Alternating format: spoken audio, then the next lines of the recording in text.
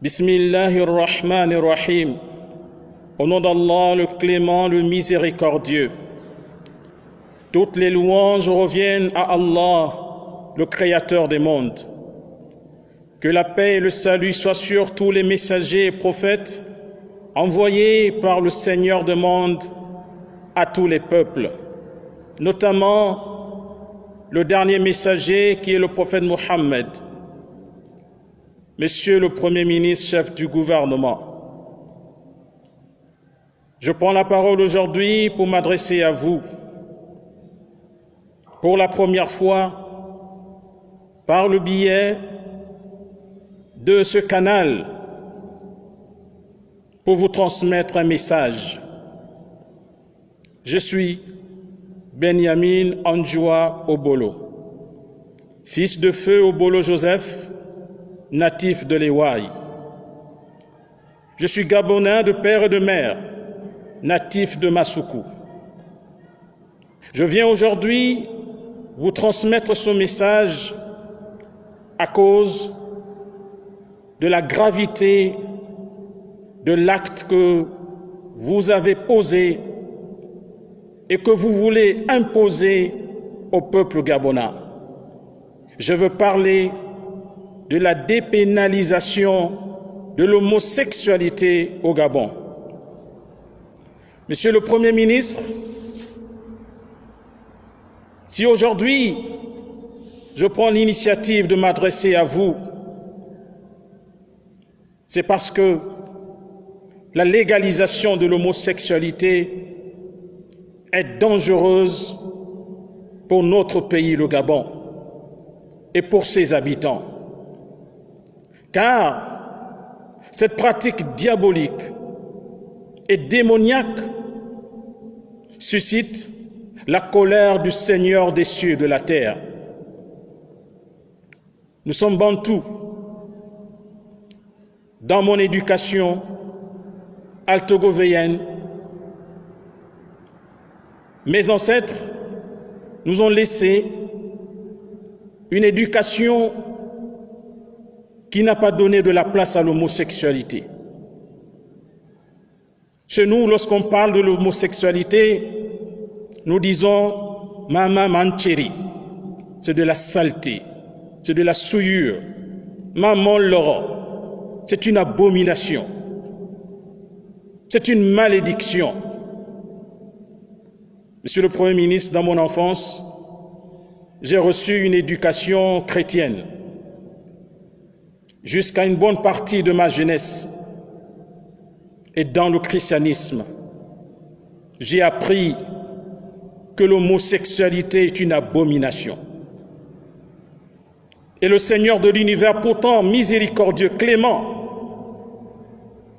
a réservé la peine capitale, c'est-à-dire la peine de mort, à l'auteur de l'homosexualité.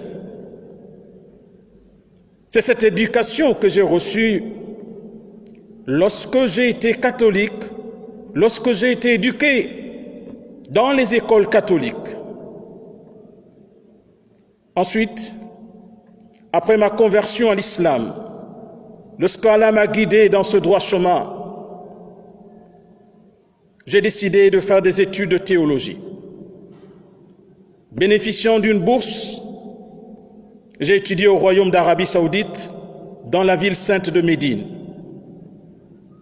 Dans l'université islamique de Médine, je suis sorti de cette université nanti d'un diplôme en théologie. Et dans cette éducation que j'ai reçue, à travers le Coran et à travers la tradition du prophète Mohammed, paix et salut sur lui, l'islam a été catégorique, ferme, par rapport à la condamnation de l'homosexualité. À cet effet, le prophète Mohammed, paix et salut sur lui, a maudit les homosexuels. Il a dit qu'Allah maudisse ceux qui pratiquent la pratique du peuple de l'hôte, c'est-à-dire la malédiction. Il a répété cela 3 fois. Ensuite, tout comme dans les anciennes législations, la législation islamique a réservé la peine capitale à celui qui pratique l'homosexualité. C'est pourquoi le prophète, paix et salut sur lui, a dit: si vous rencontrez ceux qui pratiquent la pratique du peuple de l'autre, tuez celui qui pratique ça, que ce soit celui qui joue le rôle de la femme ou le rôle de l'homme. Les Écritures saintes se retrouvent, que ce soit dans la Torah ou dans le Coran, à travers cet enseignement du prophète Mohammed. Dieu a réservé la peine capitale à ceux qui pratiquent l'homosexualité. Monsieur le Premier ministre, vous vous dites religieux croyants. Avez-vous appris l'histoire de Lot?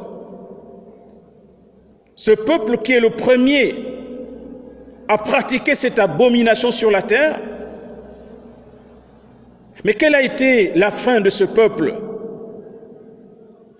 Dieu nous enseigne qu'il déversa sur eux des pierres de feu. Il anéantit ce peuple. Sa colère était terrible à l'égard de ce peuple. Parce que l'homosexualité est une ingratitude à l'égard du Créateur des cieux et de la terre. Ce Seigneur qui nous a accordé tant de bienfaits.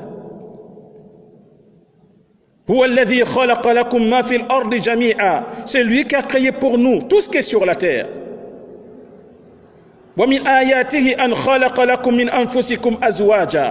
Et parmi les signes de sa grandeur, il a créé pour vous, à partir de vous, des épouses. Pour que vous trouviez la tranquillité auprès d'elles, vos épouses. Et il a mis entre vous de l'amour et de l'affection. Lequel donc des bienfaits de notre Seigneur allons-nous nier? Monsieur le Premier ministre, notre beau pays, le Gabon, a été gratifié par notre Seigneur. Notre Seigneur a privilégié le Gabon par rapport à bien d'autres pays, à travers sa faune et sa flore, et à travers toutes les richesses que le Seigneur a déversées dans ce pays. Au lieu de faire preuve de gratitude à l'égard de notre Seigneur, allons-nous attirer sur nous la colère du Seigneur des mondes? J'ai eu le privilège de parcourir les 9 provinces du Gabon. Oui, j'ai beaucoup remercié Allah, notre Seigneur, de nous avoir donné un si beau pays, avec tant de merveilles. Et aujourd'hui, dans ce pays, Dieu vous a élevé. Dieu a fait de vous un privilégié parmi les privilégiés de ce pays. Soyez reconnaissants à l'égard de votre Seigneur, mais ne déclarez pas la guerre au Créateur des mondes. C'est pourquoi, Monsieur le Premier ministre, je voudrais vous rappeler que lorsque notre pays, le Gabon, traverse des moments critiques, vous, les gouvernants, vous contactez les religieux que nous sommes afin que nous prions pour le Gabon. Dans quel objectif? Dans l'objectif de préserver cette paix, de préserver la stabilité du Gabon. Et nous l'avons toujours fait, Monsieur le Premier ministre. Nous avons toujours prié pour notre pays. Nous avons prié pour que le Créateur des mondes préserve notre pays des troubles. Alors, comment comprendre qu'après cela, vous avez le courage de défier le Créateur des mondes en voulant imposer une loi diabolique, satanique, reprouvée et détestée par tous les Gabonais. Vous voulez créer les conditions favorables à la punition du Seigneur des mondes? Monsieur le Premier ministre, il me plaît de vous rappeler que depuis 4 mois, nos mosquées sont fermées. Pourquoi ces mosquées sont fermées? Eh bien, c'est parce que nous respectons vos injonctions. Dans le cadre de la lutte contre la Covid-19, vous avez pris les mesures salutaires pour que notre pays soit préservé. Nous avons respecté vos injonctions. Depuis bientôt 4 mois, les mosquées sont fermées. Par respect pour vous et par respect pour l'autorité que vous incarnez. Oui, nous vous avons respecté. Vous avez mis en place des mesures barrières qui sont internationales. Vous nous avez recommandé de les mettre en application et nous les respectons. Avant de sortir chez nous, nous mettons ces masques pour nous protéger et protéger les autres. Comment après cela, pour un petit virus, vous avez pris toute cette bagatelle de mesures pour fuir la mort? Et aujourd'hui, vous voulez prendre une mesure pour avoir la malédiction de Dieu? Monsieur le Premier ministre, êtes-vous conscient de ce que vous avez pris comme décision? Mais ce que vous prenez aujourd'hui comme décision n'engage pas que vous, en tant que Premier ministre, ça nous engage également en tant que peuple gabonais.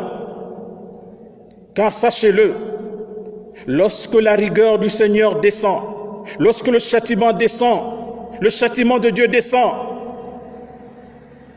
il ne touche pas que les injustes. Dans le Coran, le Seigneur des mondes dit: Wattaqu fitnatan la tusibanna alladhina zalamu minkum khassa. Et craignez une calamité qui n'atteindra pas que les injustes parmi vous.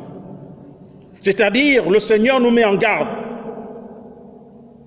que lorsque les injustes posent des actes, des turpitudes, et que cela entraîne sa colère, son châtiment, quand son châtiment descend, c'est un châtiment qui est général, qui ne touche pas que les injustes. C'est pourquoi, Monsieur le Premier ministre, nous vous disons, ressaisissez-vous. Il n'est pas trop tard, ressaisissez-vous et craignez votre Créateur, vers qui vous serez ramenés et devant qui vous rendrez compte de ce que vous êtes en train de faire aujourd'hui. Monsieur le Premier ministre, l'éducation musulmane islamique nous recommande de prier en faveur des autorités, de prier pour vous, afin que vous accomplissiez votre mission comme il se doit, pour le bonheur des populations. C'est ce que nous avons toujours fait. Nous avons toujours invoqué le Seigneur pour vous guider vos pas, pour vous soutenir dans la recherche de la paix sociale, la préservation de la paix sociale, et dans la recherche de tout ce qui peut apporter le bonheur au peuple gabonais. Cependant, si maintenant vous voulez imposer à notre peuple des lois diaboliques, vous voulez suivre les pas du diable, et vous voulez nous imposer la volonté du diable, il nous revient le droit, Monsieur le Premier ministre, de lever nos mains vers le Créateur des mondes, contre vous et contre vos actions. Nous ne l'avons pas encore fait. Mais ne nous poussez pas à en arriver là, Monsieur le Premier ministre. C'est pourquoi nous disons, Monsieur le Premier ministre, jamais à l'homosexualité au Gabon. Nous disons jamais. Il nous arrive souvent devant les difficultés auxquels nous sommes confrontés dans notre pays. Le désespoir parfois nous amène à dire, on va encore faire comment? Monsieur le Premier ministre, en ce qui concerne cette abomination, nous ne dirons pas on va encore faire comment. Non, Monsieur le Premier ministre, nous ne dirons pas cela. Nous ne l'accepterons jamais et nous n'allons jamais le tolérer. Nous n'allons jamais le tolérer, Monsieur le Premier ministre. Prenez vos responsabilités et revenez sur cette décision. Revenez sur cette loi avant qu'il ne soit trop tard. Je vous rappelle un passage du noble Coran dans lequel le Seigneur de l'univers s'adressant aux hommes, il dit « Ya ayyuhan nas, ô vous les hommes, ittaqu rabbakum, redoutez votre Seigneur, wakhshaw yawma, et prenez garde à un jour. La yajzi walidun an waladi. Ce jour-là, c'est-à-dire le jour dernier, le jour du jugement dernier, le père ne pourra rien pour son enfant. Wala mawludun huwa jazin an walidihi shay'a. Et l'enfant ne pourra rien, ne pourra pas soutenir son père. Inna wa'dallahi haqq. La promesse d'Allah, Dieu est véridique. Fala taghurrannakumul hayatud dunya. Ne laissez pas la vie de ce bas monde vous tromper. Wala yaghurrannakum billahi al-gharur. Et que le diable Satan ne vous trompe pas. Monsieur le Premier ministre, ne laissez pas ce bas monde, les privilèges de ce bas monde, les avantages de ce bas monde, les honneurs de ce bas monde vous tromper. Et ne laissez pas Satan vous tromper.